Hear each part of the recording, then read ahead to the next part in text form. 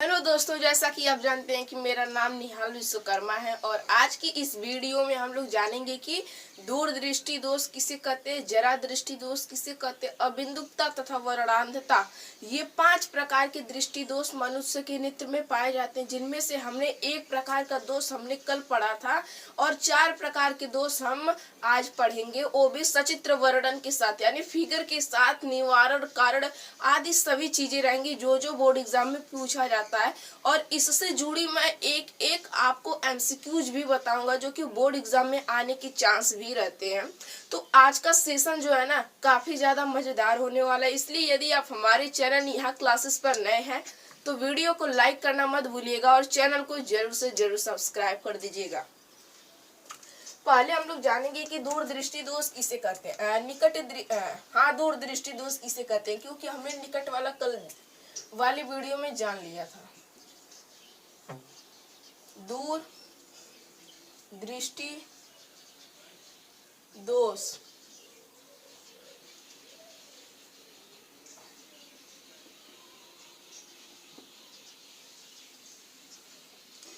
दूरदृष्टि दोष कहते किसे हैं?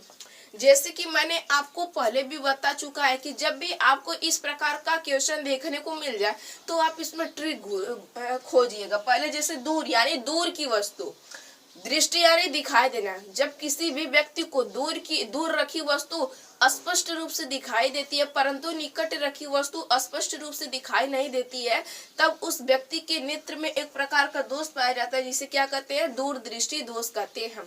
मैंने आपको ऑलरेडी बता चुका है कि केवल आपको आगे का 2 अक्षर देखना है, जैसे कि दूर यानी दूर रखी वस्तु, दृष्टि यानी दिखाई देना। जब किसी व्यक्ति को दूर की वस्तु दिखाई दे परंतु पास की वस्तु स्पष्ट रूप से दिखाई नहीं देती तो है लेकिन स्पष्ट रूप से दिखाई नहीं देती है, तब उस प्रकार के दोष को हम लोग क्या कहते हैं, दूरदृष्टि दोष कहते हैं। यहाँ पर मैं आपको लिख कर भी बता देता हूँ कि किस तरह से लिखना है। जब किसी व्यक्ति को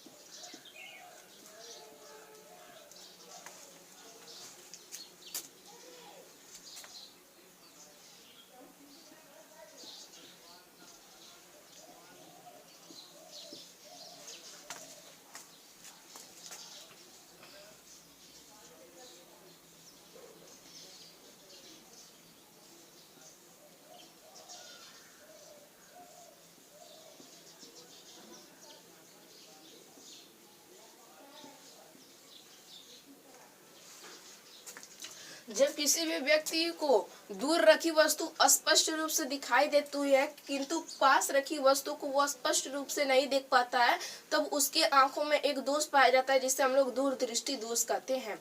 अब बात आ गई कारण क्या है। कारण, क्योंकि पहले आपको होगा तभी ना आप इसका निवारण खोजेंगे, इसलिए पहले आपको निवारण न लिखकर कारण खोजना है। तो आप कारण लिखेंगे तो आपके लिए बेहतर होगा, एग्जामिनर का मूड भी सही हो जाएगा। क्योंकि आपको यदि कोई चीज होगी यानी आपके साथ कोई उल्टा सीधा चीज होगा तभी ना आप उसका निवारण खोजेंगे कि पहले ही आप निवारण खोज लेंगे। ऐसा नहीं है, जब तक आपके साथ कोई उल्टा सीधा चीज होगा नहीं तब तक आप निवारण नहीं खोजेंगे। कहेंगे कि इतना व्यर्थ समय क्यों जा रहा है, आखिर मैं क्यों मेहनत कर रहा हूँ, जब कोई कारण है ही नहीं।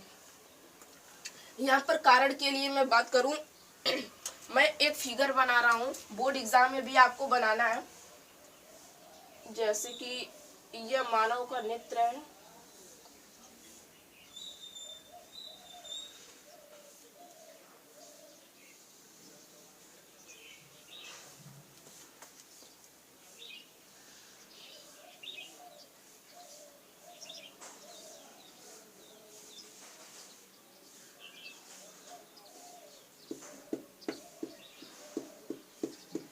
आज मार्कर चेंज कर दिया हूँ।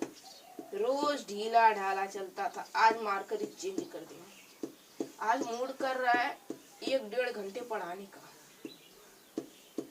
इसलिए आज मैं सभी दोस्त के बारे में आपको बताऊंगा ताकि लंबी क्लास जाए।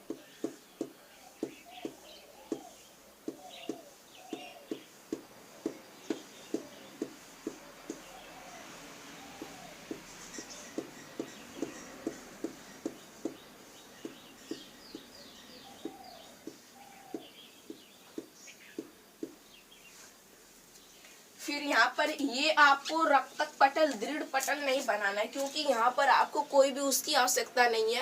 यहाँ पर केवल आपको आवश्यकता है तो रेटिना का है, तो इसे हम रेटिना मान लेंगे। फिर क्या होगा कि इसके समानांतर एक प्रकाश किरण है और यह अनंत है, और अनंत से चलने वाली प्रकाश किरणें, यह दूरदृष्टि दोष है, तो यह लेंस से क्या होगी, दूर।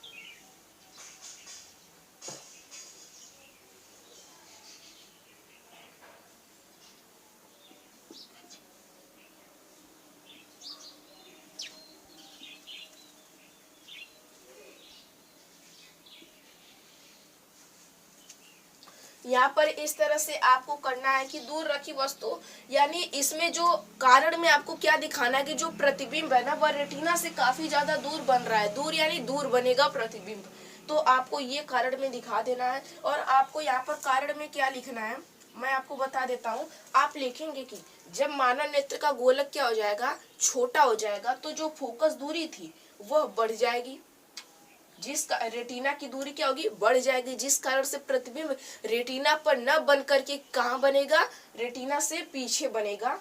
ये आपको लिखना है। और नंबर दूसरे पर है कि नेत्र लेंस व रेटिना के बीच की दूरी का क्या हो जाना, कम हो जाना। मानव नेत्र का गोलक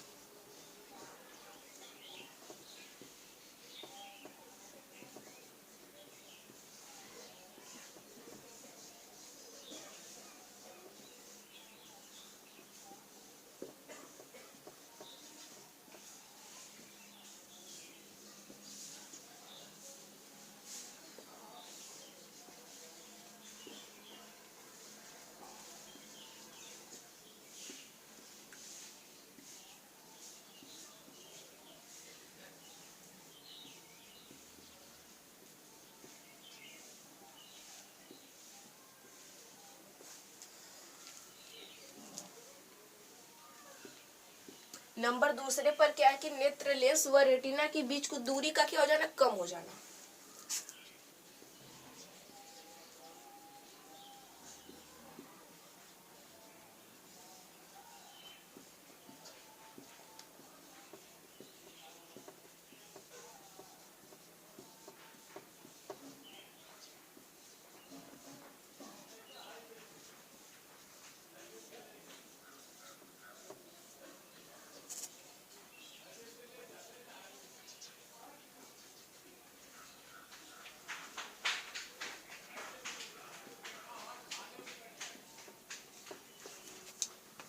यानी आपको क्या लिखना है कि जो मानव नेत्र का गोलक क्या हो जाएगा, जब छोटा हो जाएगा तो जो रेटिना की दूरी थी वह तो उतनी उससे कम हो जाएगी जब छोटा होगा, और प्रतिबिंब जो था वो रेटिना पर बनता था, जबकि जो रेटिना थी, रेटिना की दूरी और घिसक कर आगे आ गई तो प्रतिबिंब वहीं पर बनेगा। इस कारण से मानव नेत्र का गोलक बढ़ जाने से भी इसके कारण में सम्मिलित है। और नंबर दूसरे पर है कि क्या कि जो नेत्र लेंस और रेटिना के बीच की दूरी जब कम होगी तभी ना प्रतिबिंब दूर बनेगा। तो ये दो कारण आपको बोर्ड एग्जाम में लिखने पड़ेंगे, वो भी चित्र सहित। अब हम लोग बात करेंगे कि निवारण किस तरह से किया जाता है।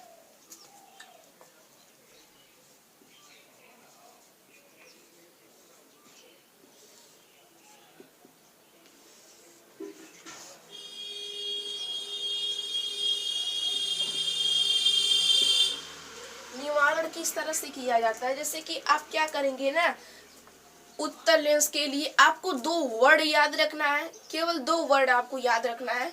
यहाँ पर मैं आपको नोट में बता देता हूँ।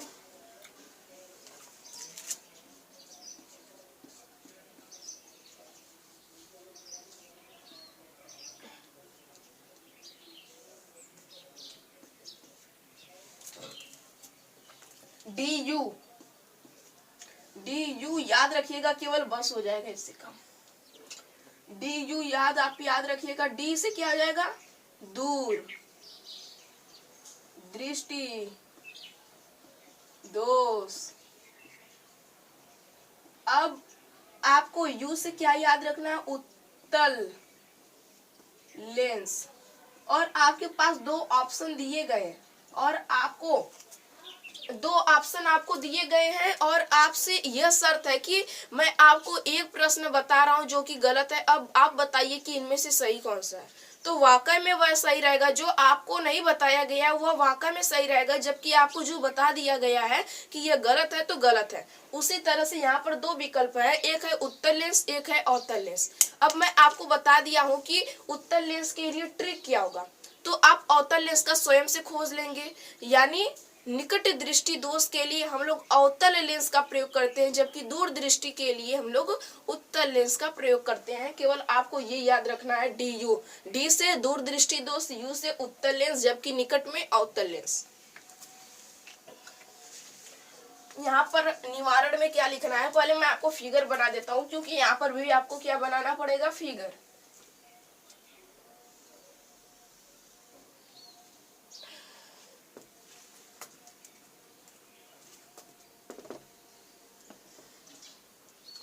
दोस्तों मुझे लगता है ना कि मैं बहुत बैड लक हूँ। मैं इतना बैड लक हूँ ना, बैड लक, कि मैं जिस भी वस्तु को चाहता हूँ वह किसी और की हो जाता है। यानी यदि मान लेता हूँ कि जैसे कि ये मुझे चाहिए, तो उससे पहले वो तो डिस्ट्रॉयड हो जाएगी, यानी नष्ट हो जाएगी, या फिर कोई लेकर चला जाएगा। बहुत खराब है मेरा बैड लक, मेरा लक।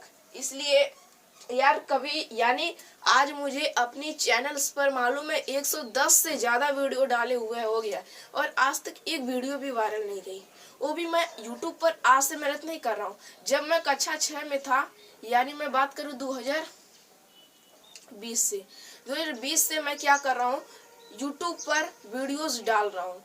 आज 5 साल हो गए, फिर भी मुझे सफलता नहीं मिली। आप लोग सोच सकते हैं कि मैं किस तरह से मेहनत कर रहा हूँ। मैंने क्या किया, मैं आपको थोड़ा सा अपने स्टोरी के बारे में बताता हूँ कि क्या है मेरी लाइफ। देखिए, पहले क्या है कि मैंने एक चैनल शुरुआत किया। पहले मेरे बड़े भाई जो थे, उनका नाम है विशाल विश्वकर्मा, वो क्या करते थे ना कि वीडियो अपलोड किया करते थे, और उन्होंने मुझे सलाह दिया कि देखो, आज के ज़माने में यदि नौकरी नहीं पाओगे, यदि तुम एजुकेटेड रहोगे, तो पढ़ाकर भी अपने लाइफ को व्यतीत कर लोगे। इसलिए मैंने सोचा कि हाँ, ये तो सही कर रहे हैं। इसलिए मैंने क्या किया कि पढ़ा करना, मैंने देखा कि पढ़ाई में ज़्यादा लोग इंटरेस्ट नहीं ले रहे हैं। इसलिए मैंने क्या किया कि सबसे पहले मैंने एक चैनल खोला जिसका नाम था क्या, फैक्ट बॉय निहाल। आप लोगों ने यदि इसमें से बहुत लोग देखे भी होंगे, जिसका नाम है फैक्ट बॉय निहाल। और उस पर मैंने इतना लगन से मेहनत किया कि क्या हुआ ना कि उस पर 16 के सब्सक्राइबर पार हो गए। फिर भी वो मोनेटाइज नहीं हुआ। तो मुझे बहुत ही बुरा लगा, इसलिए मैंने उस पर काम करना छोड़ दिया। और कुछ समय के बाद क्या हुआ कि यूट्यूब वालों ने उसे क्या कर लिया, रिमूव कर दिया, वह भी रिमूव कर दिया। फिर मैंने क्या किया कि मैंने हार नहीं माना। देखिए आप मेरी लगन को देखिए, और मैंने कितना भी, जैसे नेवर गिव अप कहा जाता है ना, उस तरह से मैंने कभी हार नहीं माना है। और आज तक मैं लगा हूँ, और मुझे विश्वास है कि एक न एक दिन सफलता मुझे जरूर मिलेगी। फिर क्या हुआ कि मैंने एक और चैनल खोला जिसका नाम था फैक्ट बाय निहाल। उस पर क्या हुए कि लगभग 1500 सब्सक्राइबर पार हो चुके थे, और उस पर भी कितना वॉच टाइम, केवल 200 वॉच टाइम बचा हुआ था।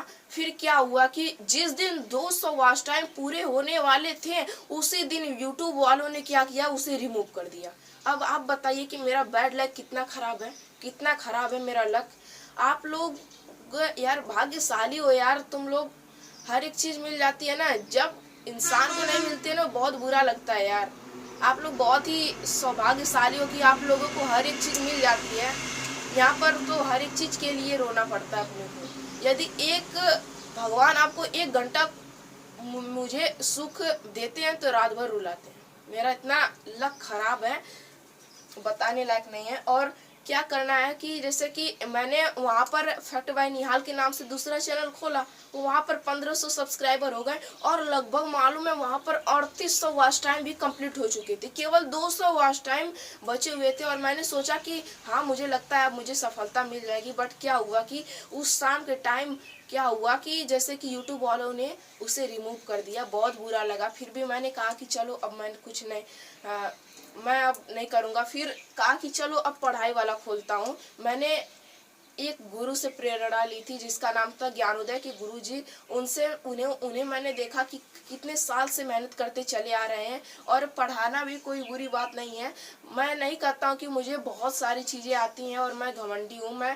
मुझे जो भी ईश्वर की कृपा और गुरु के द्वारा मुझे थोड़ा भी जो भी ज्ञान है के द्वारा मैं आपको उस चीज को बताने का प्रयास करता हूँ। यदि मुझसे थोड़ी भी बहुत गलती हो जाती है तो माफ कर दीजिएगा, क्योंकि न तो मैं कोई वैज्ञानिक हूँ, न तो कोई मैं टीचर हूँ, न तो मैं कोई ज्ञाता हूँ। जो भी थोड़ा बहुत आता मैं आपको बताने का प्रयास करता हूँ। यदि थोड़ी भी गलती हो जाएगी तो माफ कर दीजिएगा। और इस टाइम मेरे इस चैनल पर मालूम है 110 से ज्यादा वीडियोस हो चुकी है, फिर भी रिस्पांस मुझे नहीं मिल रहा है। आप लोग थोड़ा ज्यादा सपोर्ट करिए, क्योंकि एक गरीब घर का लड़का, आप लोग सपोर्ट नहीं करेंगे तो फिर कैसे बड़ा होकर करूँगा।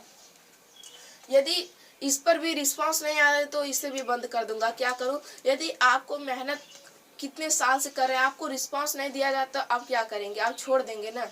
बट मैं छोड़ूंगा नहीं, इसे बंद करके फिर चालू करूंगा। यदि आप लोग चाहते कि मैं इसे कंटिन्यू रखूं तो आप लोग ज्यादा सपोर्ट करिए। चलिए हम लोग अब इसके निवारण की बात करते हैं। यह थी मेरी थोड़ा लाइफ, और भी इससे बुरी चीजें मेरे लाइफ में है, लेकिन मैं आपको बताऊंगा नहीं, बड़े दिन बताऊंगा। जब मेरे YouTube से पैसे आने लगेंगे उस दिन मैं आपको हर एक चीज दिखा दूंगा, जिस जिस परिस्थितियों से मैंने गुजरा है।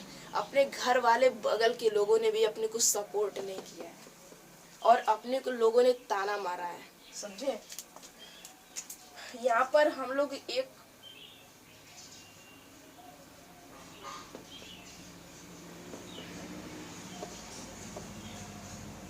फिर भी मालूम है मैं रोया नहीं, कहा कि जाने दो, वो गया तो गया, फिर आएगा। मंजिल उन्हीं को मिलती है जिनके सपनों में जान होता है। हौसलों से कुछ नहीं होता, पंखों से उड़ान होता है। वाह।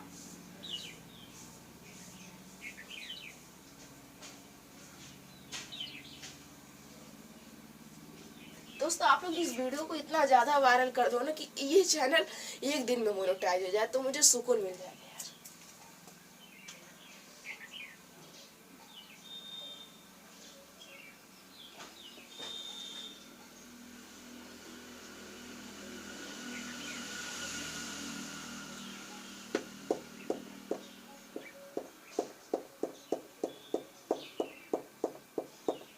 ये नहीं है कि मैं आपको केवल रटा रहा हूँ, आपको मैं फिगर के माध्यम से समझा रहा हूँ। यदि कोई और रहता तो आपको केवल लिखवा कर चला जाता, कोई समझाता समझाता नहीं, जितना मैं आपको समझाने का यहाँ पर प्रयास कर रहा हूँ।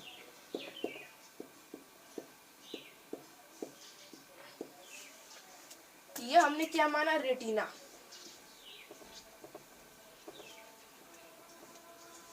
फिर क्या होगा, इसके समांतर मुख्य अक्ष के चलेंगी प्रकाश किरणें। यहाँ पर हमने क्या लगा दिया, हमने आपको बताया कि दूरदृष्टि दोष के लिए हम लोग उत्तल लेंस का प्रयोग करते हैं, और हमने यहाँ पर बीच में एक उत्तल लेंस भी लगा दिया। अब क्या होगा, यहाँ से अनंत से चलने वाली प्रकाश किरणें जब इस उत्तल लेंस से जाएंगी,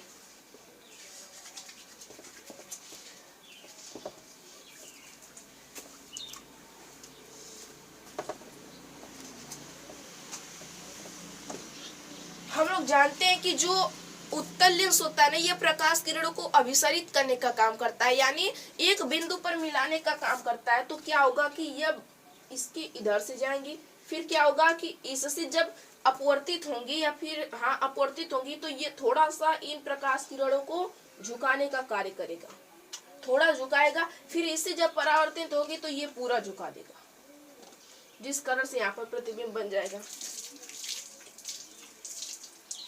यहाँ पर मिलेंगी तो यह थोड़ा सा इनको झुकाएगा, यहाँ पर मिलेंगी तो यह इनको पूरा झुका देगा।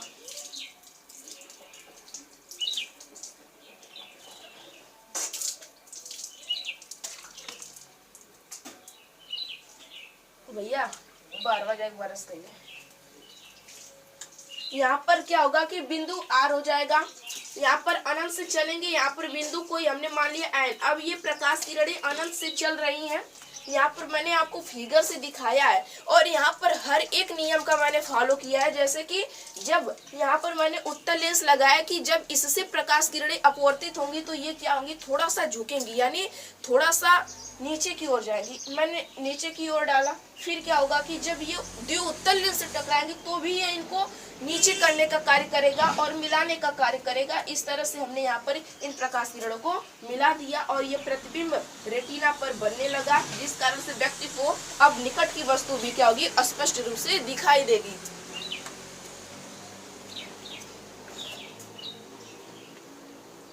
दूर दृष्टि दोष से पीड़ित व्यक्ति को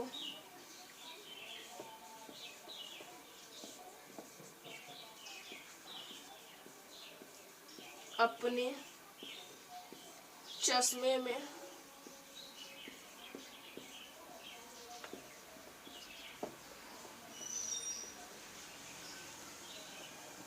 यहाँ पर डायरेक्ट उत्तल लेंस न लिख करके आप लिख देंगे कि उचित फोकस दूरी के उत्तल लेंस का प्रयोग करना चाहिए, तो आपके लिए और भी बेहतर होगा, बेटर।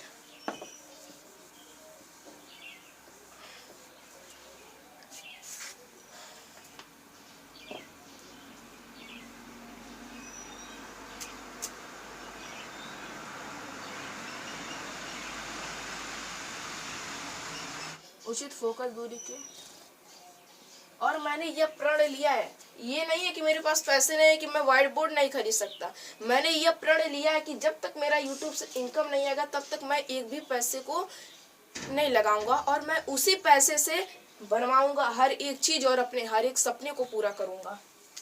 उचित फोकस दूरी के उत्तल लेंस का प्रयोग करना चाहिए।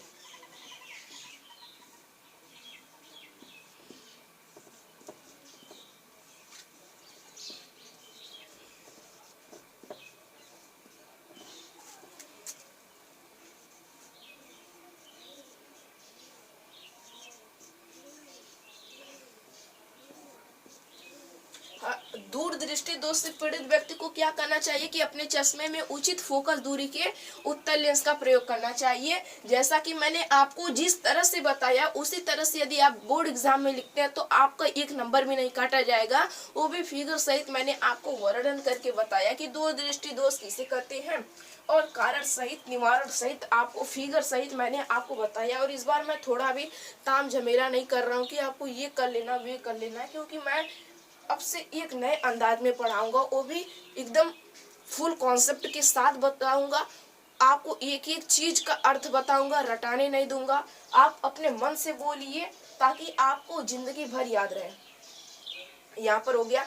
अब मैं आपको थोड़ा सा वक्त देता हूँ, यदि आप नोट करना चाहते हैं तो आप कॉपी पर नोट कर लीजिए। इसके बाद मैं इसे इरेज करके यानी हटा कर मैं क्या करूँगा कि आपको जरा दृष्टि दोष वर्णांधता तथा अबिंदुकता के बारे में भी आज ही बताकर खत्म करूँगा, क्योंकि आज हमारे स्कूल में क्या है कि 9 बजे की क्लास है और 1 से 8 तक की बच्चों का क्या है छुट्टी है और 9 बजे से क्लास है, इसलिए मैंने सोचा कि आपको कुछ बता देती हूँ।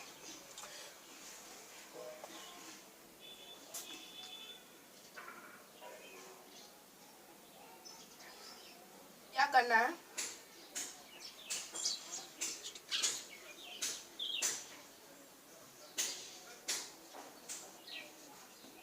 आज एकदम पूरा मार्कर आप लोग देखते होंगे कि ब्लैक ब्लैक ब्लैक चलता होगा। क्यों कि मैंने इसमें इतना इंक डाला कि ये छोटी डिबिया ही खत्म हो गई। अब आप लोग सोच सकते हैं कि कितना ज्यादा मैंने इसमें इंक डाल दिया था, इसमें पूरी डिबिया ही खत्म हो गई। बहुत अच्छा था कि उस टाइम सर नहीं थे, नहीं तो बहुत बोल होते। जरा दृष्टि दोष किसे कहते हैं। यहाँ पर आपको फिगर नहीं बनाना है, केवल आपको लिखना है कि जरा दृष्टि, जरा यानी क्या होता है बूढ़ा,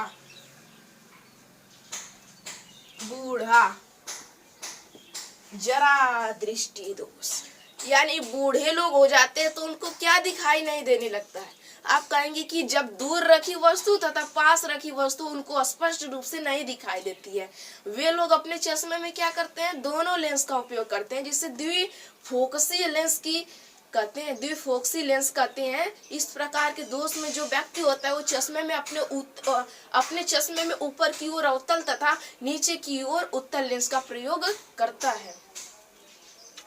जरा दृष्टि दोष यानी ये जो दोष है यह जब व्यक्ति की उम्र ढल जाती है, जिससे हम लोग कहते हैं कि व्यक्ति बूढ़ा हो जाता है, तो क्या होता है ना कि ना तो उसे स्पष्ट रूप से दूर रखी वस्तु दिखाई देती है, न ही पास रखी वस्तु स्पष्ट रूप से दिखाई देती है। तब इस प्रकार के दोष को हम लोग क्या कहते हैं, जरा दृष्टि दोष कहते हैं। और एक याद रखिएगा कि जरा यानी बूढ़ा होता है, थोड़ा कंफ्यूजन है, बट मैंने कहीं न पढ़ा था कि जरा यानी बूढ़ा होता है, यानी आप इससे याद रखिएगा कि बूढ़े में कौन सा दोष पाया जाएगा, बूढ़े व्यक्तियों में जरा दृष्टि दोष पाया जाएगा। जब व्यक्ति की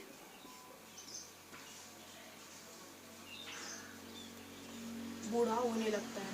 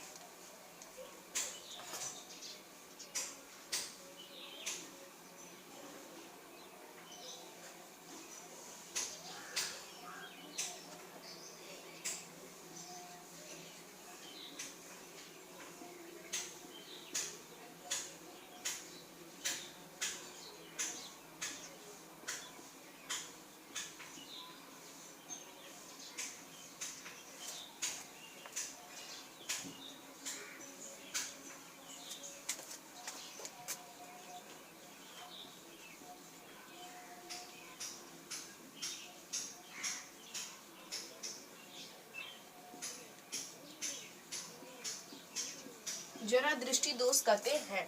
अब आपको क्या लिखना है कि इसके कारण में आपको किस तरह से लिखना है। क्या होता है ना, जब व्यक्ति बूढ़ा होने लगता है तो उसके जो पछमाभी मांसपेशियां होती हैं उसकी शक्ति कम हो जाने के कारण या फिर उसकी शक्ति की क्षमता घट जाने के कारण क्या होता है कि जरा दृष्टि दोष उत्पन्न हो जाता है।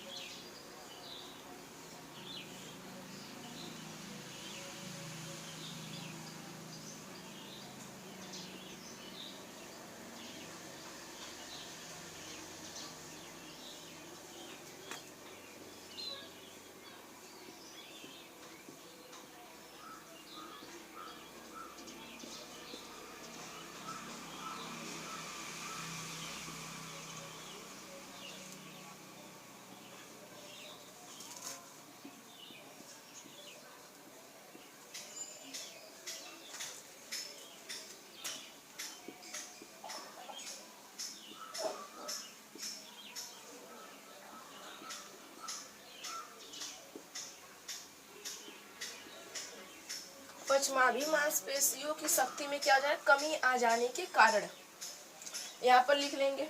अब आपको क्या लिखना है, निवारण।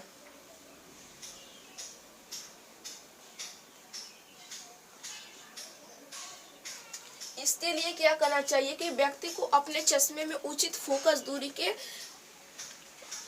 फोकस दूरी वाले फोकसी लेंस का उपयोग करना चाहिए। जिस तरह से मैं यहाँ पर चश्मा, आपको चश्मा तो नहीं बनाना है, जैसे कि मैंने यहाँ पर गांधी जी का चश्मा जो है बना दिया।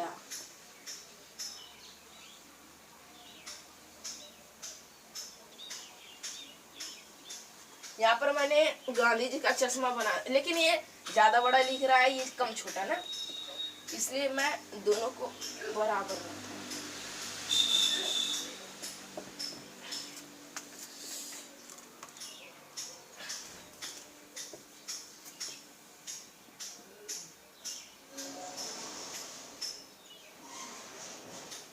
यहाँ पर आपको बना देना है। फिर क्या करेंगे, आप देखते होंगे कि व्यक्ति के चश्मों में इस तरह का निशान आपको दिखाई देता है। तो क्या होता है ना कि इस ऊपर में क्या किया जाता है कि अवतल लेंस का प्रयोग किया जाता है, जो कि दूर की वस्तुओं को दिखाने में क्या करता है, सहायक करता है, अवतल लेंस। जबकि ये नीचे वाले में उत्तल लेंस का प्रयोग करता है, जो कि नजदीक की वस्तुओं को दिखाने में क्या होता है, सहायक होता है। अब हम लोग लिखेंगे कि व्यक्ति को अपने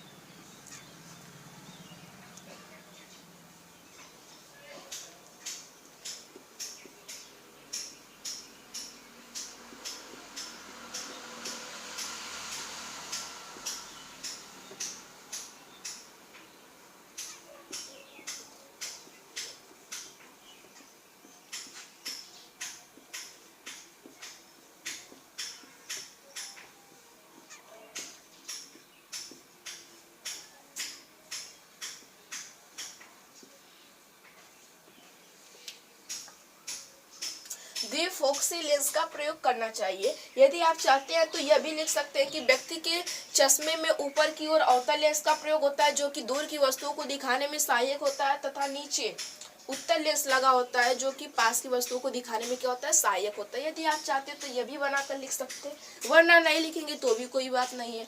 यहाँ पर मैंने ये टॉपिक भी कंप्लीट कर दिया कि जरा दृष्टि दोष किसे कहते हैं, निवारण कारण सहित, और आपको इसमें फिगर बनाने की आवश्यकता नहीं है। जब मैं आपको एक बार और रिपीट करा देता हूँ कि जब व्यक्ति बूढ़ा होने लगता है या फिर उसकी उम्र ढलने लगती है, तब उसे न तो पास रखी वस्तु स्पष्ट रूप से दिखाई देती है, न तो उसे दूर रखी ही वस्तु स्पष्ट रूप से दिखाई देती है। तब उसके आंखों में एक दोष उत्पन्न होता है, जिसे हम लोग क्या कहते हैं, जरा दृष्टि दोष कहते हैं। अब जरा दृष्टि दोष किस कारण से होता है, जो पश्चमाभी मांसपेशियां होती है ना, उसकी शक्ति में कमी आ जाने के कारण होता है। अब हम निवारण की बात करें तो उस व्यक्ति को अपने चश्मे में द्विफोक्सी लेंस का प्रयोग करना चाहिए, जिसमें ऊपर की ओर क्या होना चाहिए, अवतल लेंस लगा होना चाहिए जो कि दूर की वस्तुओं को दिखाने में सहायक होता है, जबकि नीचे की ओर उत्तल लेंस लगा होना चाहिए जो कि पास की वस्तुओं को क्या होता है, दिखाने में क्या होता है, सहायक होता है। इस तरह से आपको लिख देना है बनाकर, और बोर्ड एग्जाम में आपको पूरा से पूरा नंबर भी पा जाना है और एक भी नंबर आपको नहीं कटेगा। अब आप भी इसे जल्दी से नोट कर लीजिएगा। इसके बाद 2 टॉपिक और बची है, उनको बताने के बाद ये जो क्लास होगी वो अच्छी तरह से एंड हो जाएगी। अंधता क्या होता है, अबिंदुकता पहले हम लोग जानेंगे। अबिंदुकता, इसमें आपको फिगर उगर बनाने की आवश्यकता नहीं है। अबिंदुकता क्या होता है पहले इसके बारे में जान लीजिए। यहाँ पर देखिए एक लड़का है जिसका नाम क्या है, मैं क्या रखूं, मोहन। आपको ट्रिक के माध्यम से समझा रहा हूँ। एक है मोहन जिसका नाम है मोहन, एक लड़का है जिसका नाम है मोहन, वयस्क है, यदि लड़का नहीं है ये वयस्क है, और इसकी एक पत्नी जो है यहाँ पर खड़ी हुई है। आपको मैं इस तरह से बताऊंगा कि आपके दिमाग में तुरंत घुस जाएगा कि हाँ इसी को कहते हैं। यदि आपको नहीं याद रहेगा तो भी आप इस माइंड मैप को दिमाग में बैठा लेंगे तो आप कभी भूलेंगे ही नहीं। यह मैं आपको बता रहा हूँ माइंड मैप। माइंड मैप क्या करना है, यहाँ पर एक लड़की है, एक लड़की नहीं इसकी पत्नी है, और इसकी एक पत्नी क्या है यहाँ पर सोई हुई है। इसकी 2 पत्नियां थी, इसकी 2 पत्नियां थी।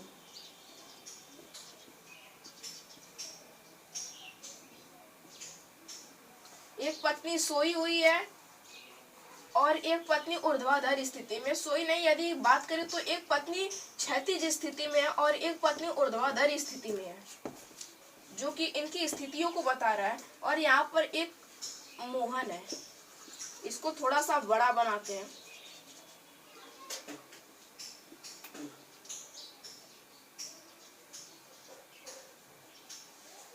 यहाँ पर हमारा मोहन बन गया।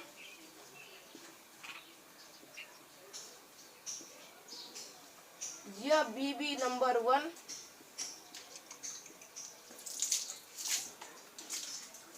यह क्या है, बीबी नंबर 1, और यह है बीबी नंबर 2।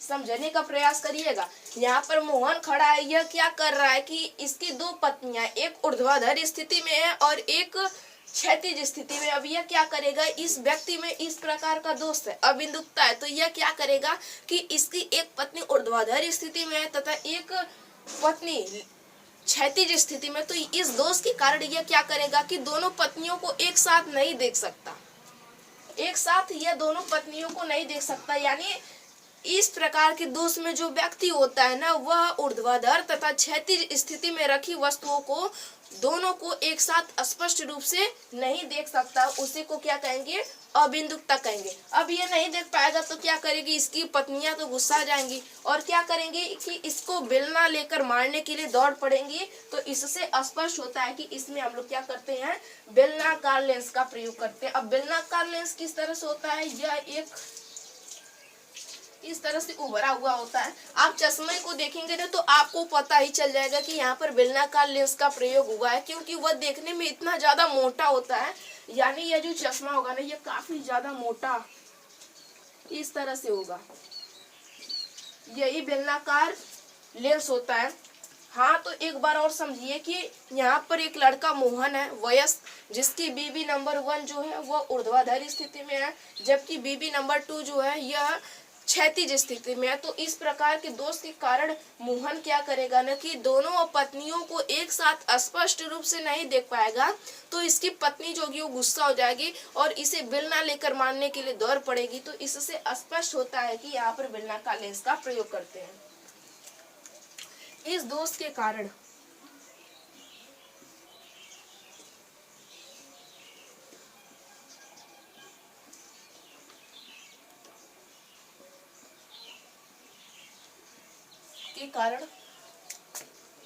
व्यक्ति ऊर्ध्वाधर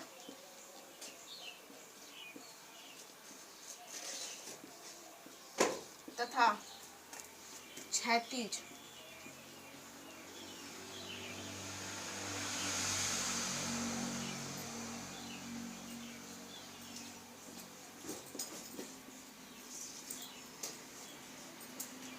रखी वस्तुओं को एक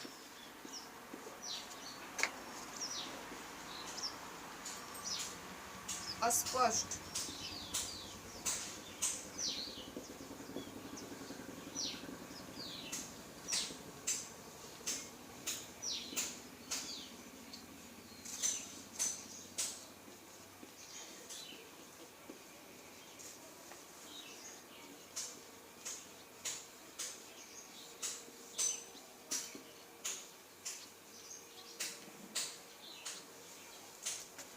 यह दोष एक ही कारण से होता है। वह कारण यह है कि जो मानव नेत्र का गोलक हो जाता है ना, उसका अनियमित आकार होने के कारण।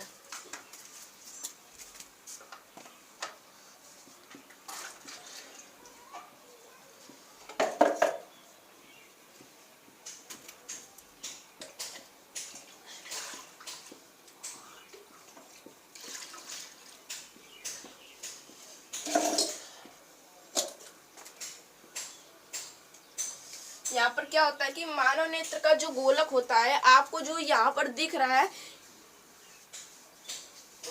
इसका क्या होगा कि इसका आकार अनियमित होने के कारण यानी ठीक ना होने के कारण इस प्रकार का दोष क्या होता है।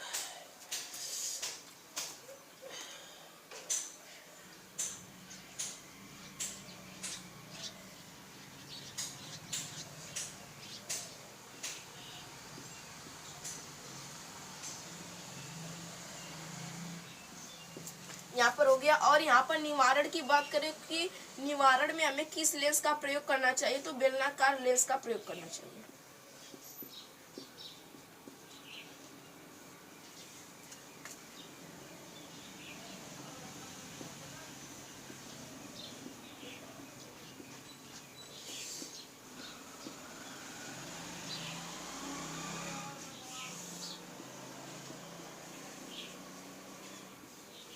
क्या करना चाहिए, बेलनाकार लेंस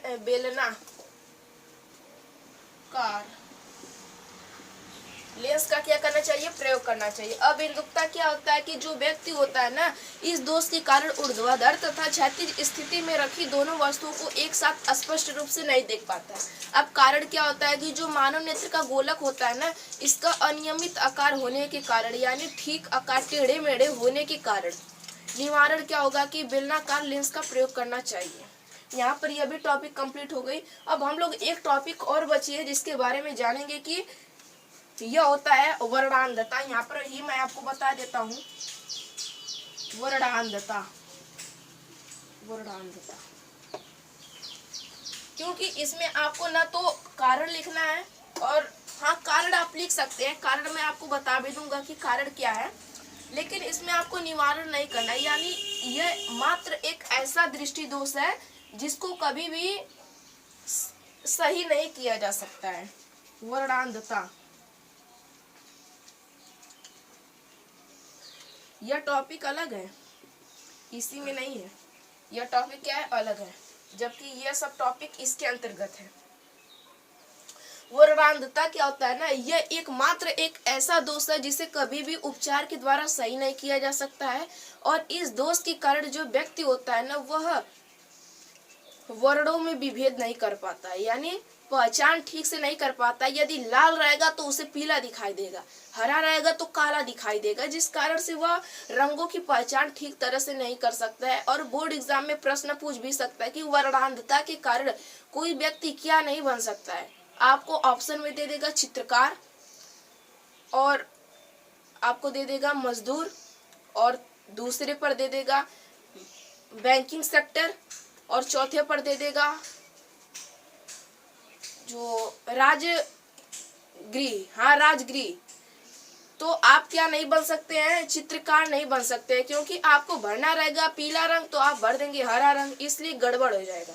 और भी नहीं बन सकते, जैसे कि जो रेलवे स्टेशन के मास्टर होते हैं वे भी नहीं बन सकते हैं, क्योंकि आपको जब रेड दिखाई देगा तो आप हरा समझ के सभी लोगों को उड़ा देंगे, इसलिए नहीं, आप वहां पर भी नहीं जा सकते यदि आपको इस प्रकार का दोष है। और इस प्रकार का दोष क्या होता है कि यह एक अनुवांशिकी दोष है, यानी यदि माता पिता को इस प्रकार का दोष है तो वो बच्चे में अवश्य दोष पाया जाएगा। वर्णांधता। इस दोष के कारण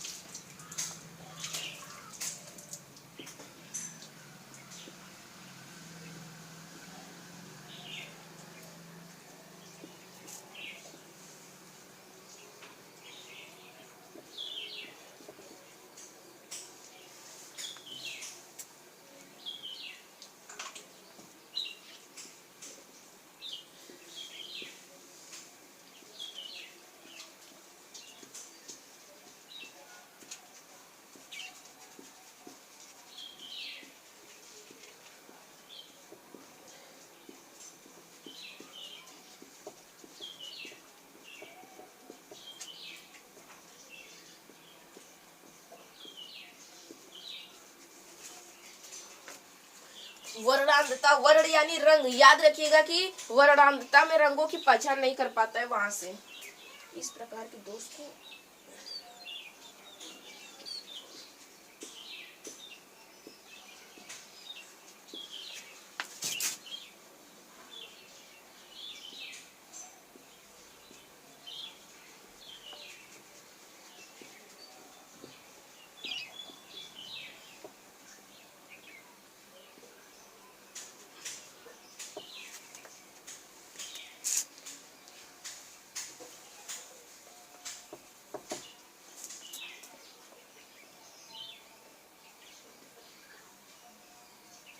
कारण में क्या हो जाएगा कि हमारे नेत्र में क्या पाई जाती है, दो प्रकार की कोशिकाएं पाई जाती है। एक होता है डंडाकार और एक होती है हमारी शंक्वाकार।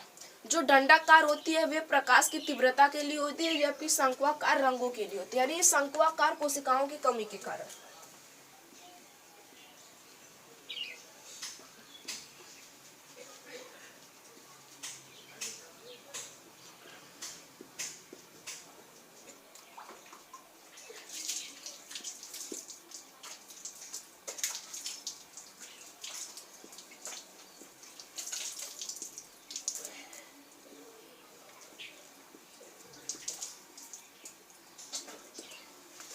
यानी आपको यहाँ पर लिखना कि अबिंदुकता, कारण, उपचार या फिर निवारण, फिर वर्णांधता। आपको लिखना है, कारण सहित लिखना है, और इसमें आपको कोई भी फिगर बनाने की आवश्यकता नहीं है, न तो आपको फिगर बनाने के लिए कहेगा।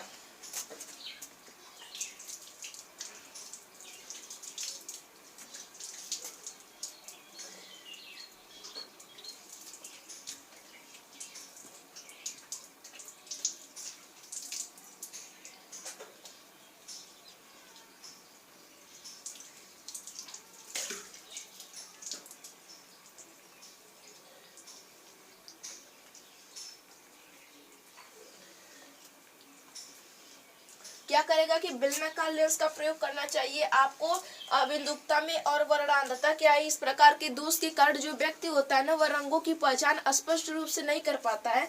और कारण क्या है, शंक्वाकार कोशिकाओं की कमी, और इसका कभी उपचार नहीं किया जा सकता है।